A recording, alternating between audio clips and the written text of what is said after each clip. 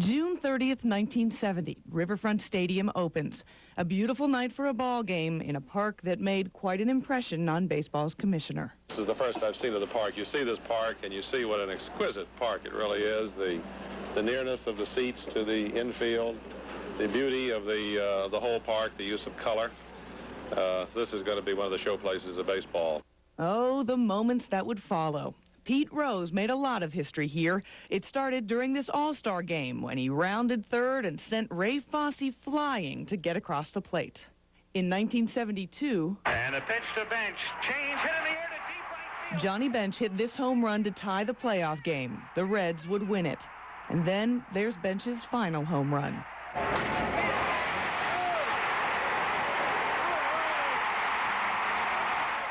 This was Bench's final game, a fitting finish.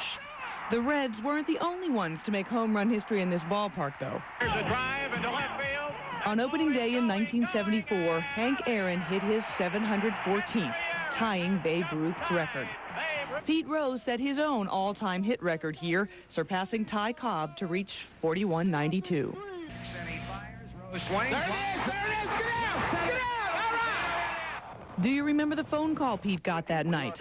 President Ronald Reagan was on the line. You know, those of us who are in the middle of our careers can share tips on how to stay ahead of those younger folks who keep coming up on us from behind.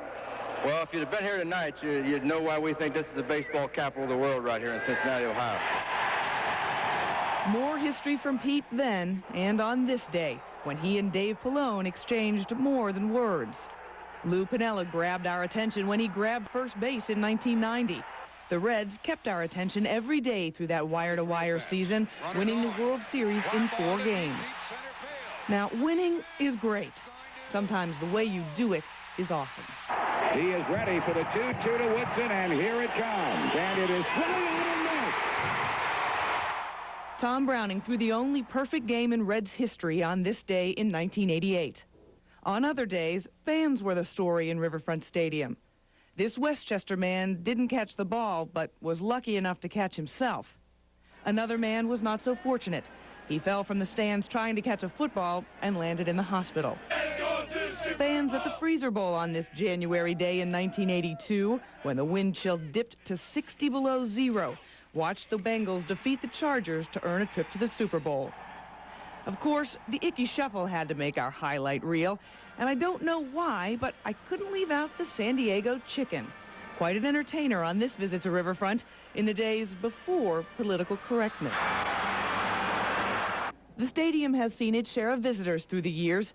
President Richard Nixon threw out a ceremonial pitch to Johnny Bench, then signed autographs from his front row seat. At the same game, Morgana Roberts made her own run for Bench. Security tackled her. Well, I wouldn't have minded the disappointment as much because I can always kiss Johnny Bench later. Music has always had a place here. The Cool Jazz turned music festival.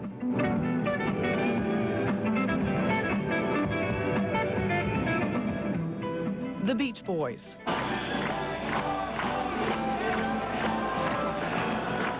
The Rolling Stones.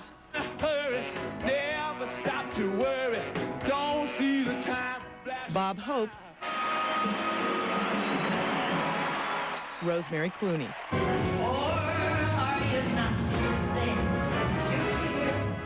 The music, the presidents, hey, that's all terrific, but this place is a ballpark. That's never been more apparent than in those 70s heydays, when coming to Riverfront was a social occasion, when the ballpark was packed on weeknights, when the Reds won those World Series games, and champagne flowed on Sparky, the city joined the party.